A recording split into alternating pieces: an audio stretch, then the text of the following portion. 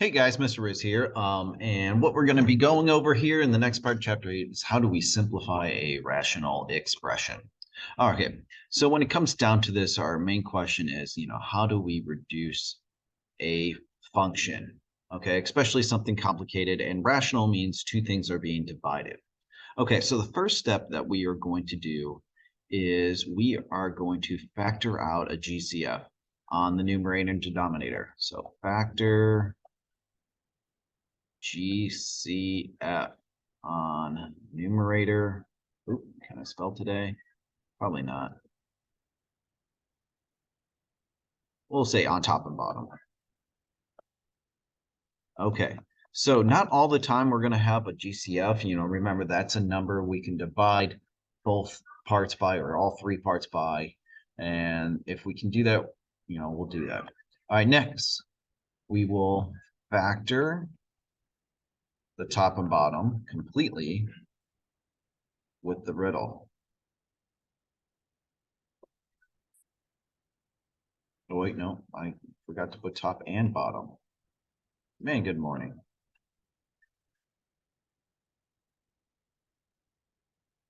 All righty. Top and bottom with the riddle. Now, sometimes we might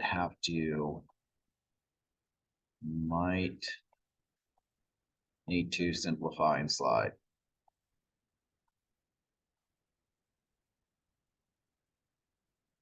Okay, so we might have that technique here where we have a number in front. It's probably going to be pretty rare for your class. I'm going to kind of keep it more on the easier side, but hey, we might have to do that. And then lastly, once we factor it completely, getting rid of any GCF and getting rid of any riddle, we are going to cancel out any like factors.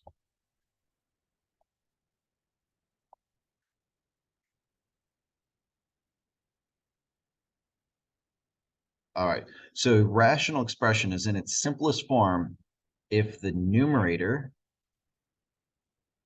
that's the top, and the denominator have no factor in common. So remember, a factor in mathematics is a set of parentheses. Okay, so let's go through each example here and walk through it. So in this first example, all right, let's factor out a GCF from the top and see if there's any in the bottom. Okay, on the top here, we can factor out we can divide both of those by 4. And we can divide, so I'm going to just make it, actually didn't need to make it there. Just make a big fraction bar here. On the top here, we can factor out a 4 and an x from the top. And when we do that, let's see, we would get 4 divided by 4 is 1, x take away an x, or x squared take away an x is x. 16 divided by 4 is 4, x take away an x is no x's. Okay, so there's the top all factored out. Now on the bottom here, what can we divide both of those by? We can divide both of those by 12. Now they both don't have an x, so we're going to leave it like that. All right, what we get here is, let's see, 12 divided by 12 is 1. We'd have an x left over because we're not getting rid of any of them. 48 divided by 12 is 4. Okay, there's no riddle to do here. We're left over with this part. So the next thing is we're going to see if there's any like factors to cancel out. And we do have, we notice we have a 1x plus 4 on the top and bottom, so we can cancel those out. And we'd get what's left over, a 4x over 12.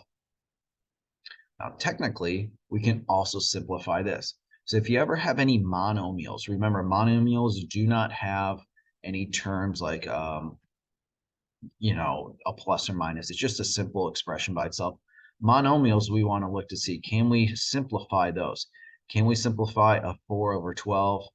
Yeah, 4 over 12 is the same as 1 over 3. So our answer is going to be 1x over 3. And that's the most simplest version of that crazy formula. All right, let's do the second example to see, what else. Okay, GCF factoring here. Is there anything we can factor out of the top? No, we can't. All right, GCF factoring on the bottom. we can't divide those. Okay, so we're kind of stuck there. Then the other thing would be to see like, okay, can we do the riddle? We can't do the riddle on the top because it's not a quadratic, okay? It's not an x squared, so it's just an x plus 6. If you want to, might want to put it in parentheses just to show that it's a single binomial factor by itself. Now on the bottom here, okay, can we figure out, okay, what two numbers multiply together to give us -6, add together to get 5? All right, and that would have to be a +6 and a -1. So we would have an x plus 6 and an x minus 1. Okay, so now that we have it factored, we're going to cancel out. Now you notice this here, we definitely have an x minus 1 on the bottom. We cannot leave the top blank. One thing that we will always notice here is technically this is 1 times that expression. We just usually don't write that. So this is why at the end here, we're just going to leave it as 1 over x minus 1. So what we're doing is factoring everything out, breaking it down to its common factors, its little pieces that it's made out of, and see if there's anything that we can cancel out. If you feel like you want to try to pause this video and try the next two on your own, go for it. If not, we'll walk you through it again. Okay, so if we look at this one here, all right, what can we factor at the top? There's no GCF on the top, no GCF on the bottom. A clear dead giveaway that there's no GCF on the top and bottom is if there's not a number in front of the x squared. So these are both riddle problems. So the top riddle is what multiplies together to give us 18, +18, adds together to get -11. That'd be a -9 and a -2. So we got an x minus 9 and an x minus 2. All right, on the bottom here, let's see, what are the common factors? Okay, multiply to get -8, add together to get 2. That would be a +4 and a -2. So that'd be an x plus 4 and an x minus 2. All right, now that we got them both completely factored, we can see, hey, those would cancel each other out. All we're left over is an x minus 9 on the top and an x plus 4 on the bottom. All righty. Last one here. If you want to pause it to try it on your own, go for it. Let's go through this. Now, the top one here is a riddle problem, okay? We got a what multiplies together to give us -28, adds together to get 3. All right, so let's see here. What is going on with that? Is that 7 and 4? Yeah, it would be a +7 and a -4. So we would have an x plus 7 and an x minus 4 on the top. So this top part breaks down to this. Now the bottom part, not really a riddle problem unless you want to put a 0x in the middle, but this is a difference of squares. We can take the square root of 1x squared. That'd be 1x. So we'd have a 1x plus and a 1x, not plus, but minus. I'm really messing up this morning here.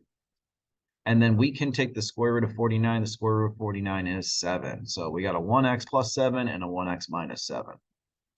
We look to see, do we have any common factors? Yeah, x plus 7 is the same thing as 1x plus 7. So those would cancel each other out. And what we're left with is the x minus 4 on the top and an x minus 7 on the bottom.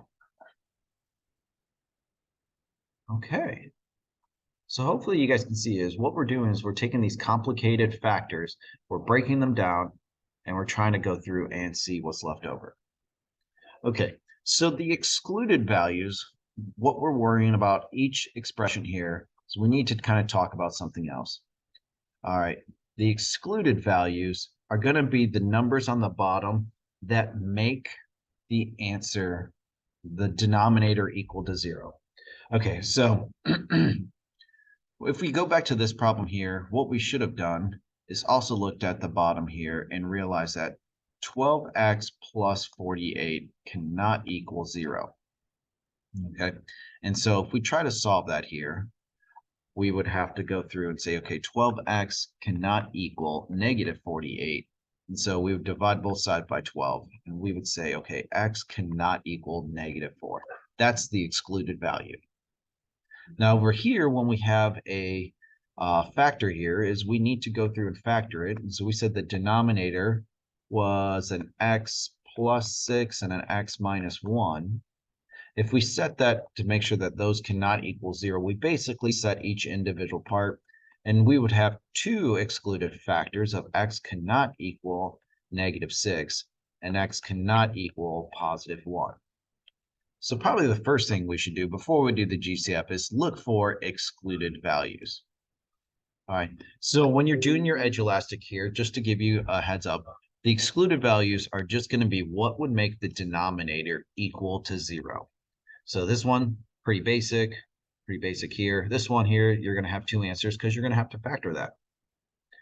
Then after you figure those out, you're going to cancel out the excluded or the common factors and write it in simpler terms. All right, good luck on the edge elastic. If you guys have any questions, make sure you reach out. If not, have a good one, and thanks again for watching.